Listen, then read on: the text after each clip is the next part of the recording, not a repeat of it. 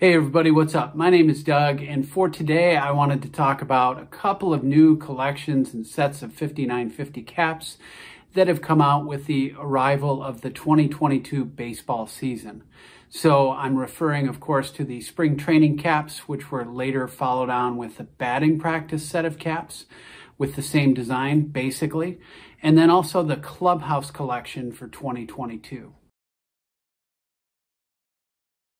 Now, first, we'll tackle the spring training caps. The first thing that emerges when we look at these caps is the mesh back that has been chosen for this cap design this year. Now, once you get past that, I think the front logo treatments are great, and we'll take a look at those in a moment.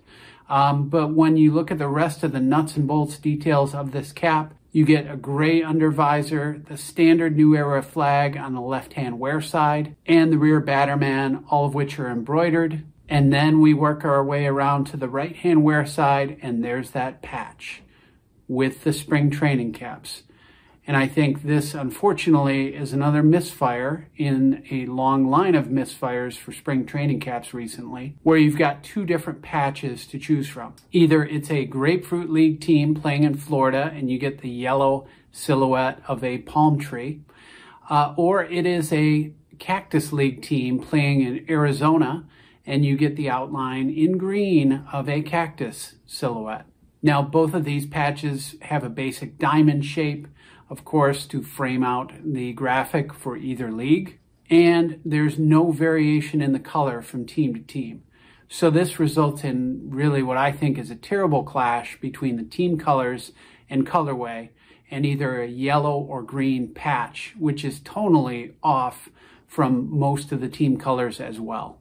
Now, you get some truly awful results with certain teams that combine with these patches, and it's tough for me to think about buying an actual spring training cap. Now, when you concentrate only on the front logo, I actually think there's some really compelling designs in this set of caps.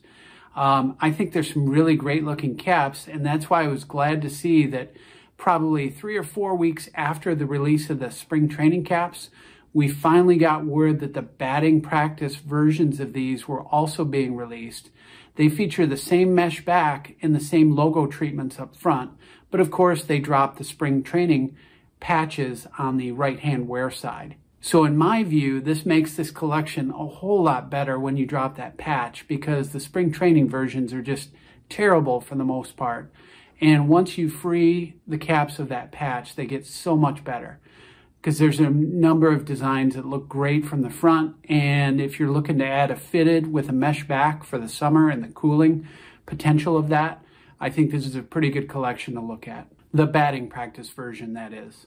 The last thing I'll say about the patches is I still wish they would go tonal to match the team colorways.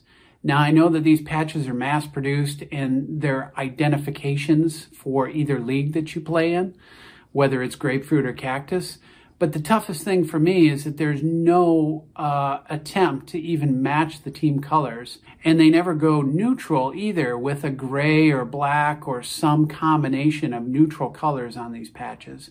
It's always very distant from the cap that appears on, so I never think these patches are a good idea, to be honest. Next, we come to the Clubhouse collection. So we had a couple of reruns on spring training and Clubhouse in the past 2 years, probably because of all the supply chain COVID hangover that we've all been experiencing with many different kinds of products. The biggest thing to note with Clubhouse 2022 is that all of the logos, primary logos for the most part, are framed in an outline of home plate. Now, I say primary logos because in some cases, many cases, each team gets 2 caps, so you can find a couple of alternate choices within this collection, but all of them without fail are framed in the outline of home plate, and they are also, once again, the silicone or rubberized logo, so it's basically a molded logo applique to the front of the cap rather than embroidery. This also features the same material that we've seen for the past couple of years, and I believe New Era refers to this as a performance mesh. Now, I have often called it the grid fabric because if you look a little bit closer, it's basically tiny little squares of fabric in the way that this is produced. I've had some viewers comment that it is maybe a little hotter than some of the other cap styles and materials that New Era has released before. But then once you spin around the outside of the cap, you see the standard embroidered New Era flag on the left-hand wear side and the embroidered Batterman on the rear as well. Now, one of the cool things with this collection is that if you flip it over to the underside of the cap, you'll see that the undervisor is actually tonally matched to the cap color. So I think that's pretty cool. Instead of just getting a one-size-fits-all gray, black, green undervisor, you do get a tonal undervisor that matches the cap body. And in contrast with the caps that were released at lids.com and other sites earlier, the ones that were released at neweracap.com also came out in a gray color for the body and visor of the cap. So there are a lot of caps in this collection. You can actually get low profile versions. I think there's probably a couple other cap styles besides the 5950 and low profile. But they've got a wide selection of caps in this design. The good ones are the ones where the logo is a little bit more abstract. I would say teams like the Rays or Royals, what they've done with some of their primary logo elements, and especially the Rockies, work really well within that framework of the home plate outline. But I'd also say that the shape and badge can work pretty well when a letter form logo is laid out pretty nicely within that space. And I think that the Gothic A and of course the Gothic lettering of the White Sox primary logo both worked very well inside of that outline. And I'd also say that the Pirates got a couple of caps that are both very effective.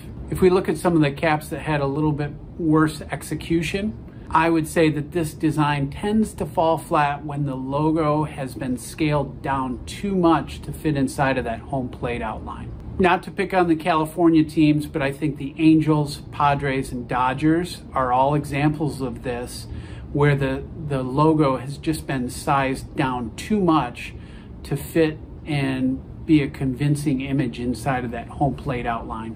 I think you just lose too much of the resolution for these to be effective designs. So that's a quick overview of both of those collections. Check them out if you're interested. I've been looking mostly at lids.com or neweracap.com directly. And I have to say, these collections were kind of a mixed bag for me. For the third year in a row, I am not a fan of the spring training caps.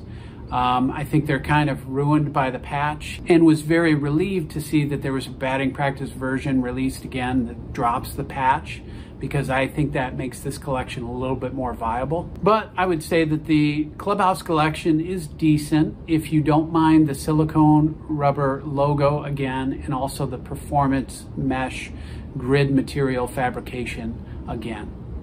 And on that note, I honestly wish we could see more caps with the Hex-Tech material used again. Now, that was a material I believe that was used in 2018 for the spring training or batting practice caps. And I thought it was kind of a nice evolution of the old Diamond era material. It was a little bit thinner, a little bit more breathable in my opinion, and I really liked it, but I only snagged an Orioles cap in that. And I never saw that material again in widespread use except for those collections in 2018. And I'd also say that hopefully this is the start of a post-COVID return to more of the in-season releases. Like I said earlier, I'm hoping that we get a Players Weekend collection or something along those lines during the season, and they keep up with the normal Mother's Day, Father's Day, 4th of July releases that we have seen. Anyway, I do have links below in the description to some of my best videos for how to stretch, shape, shrink, otherwise maintain your caps, so check those out if you're interested. But other than that, as always, thank you for watching, and we'll see you next time.